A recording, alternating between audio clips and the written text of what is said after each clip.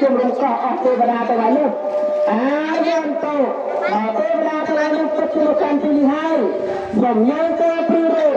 ព្រឹងស្បែកដល់ម្ចាស់ដល់មុនដល់ពេញជាសញ្ញាថាទេវតាពិតជាបានមកជុំចិត្តហើយសូមអនុមោទនាមហាកុសលនៃការប្រតិបត្តិទេវតាបានមកកាន់ទីនេះកន្លែងនេះហើយអនុមោទនា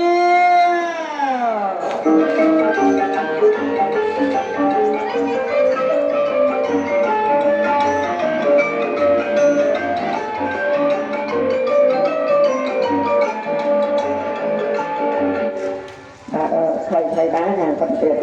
ខ្ញុំក៏ឃើញកិច្ចនៃមាត្រការដល់សំខាន់កិច្ចការបុណ្យប្រសងមកគង់ទីនេះលោកសម្រាប់នៅកិច្ចនៃការពុទ្ធិផ្លាយេចពុទ្ធា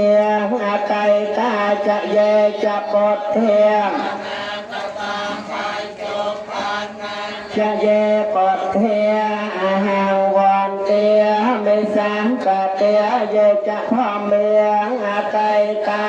យេចធម្មេអនាគតាបញ្ចបាណាចយេធម្មេមេសាកតេយេចសង្ឃេអតៃតាចយេ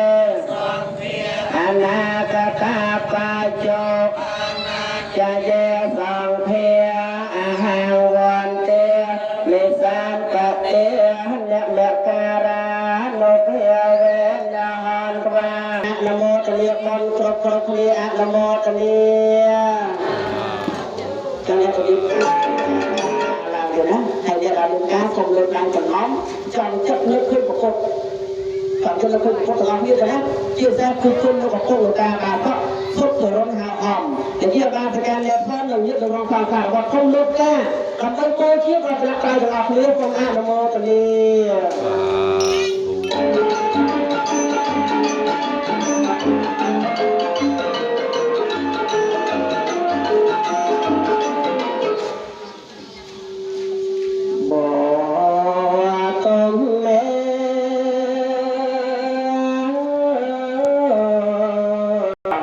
ដើម្បីចម្រើននៅ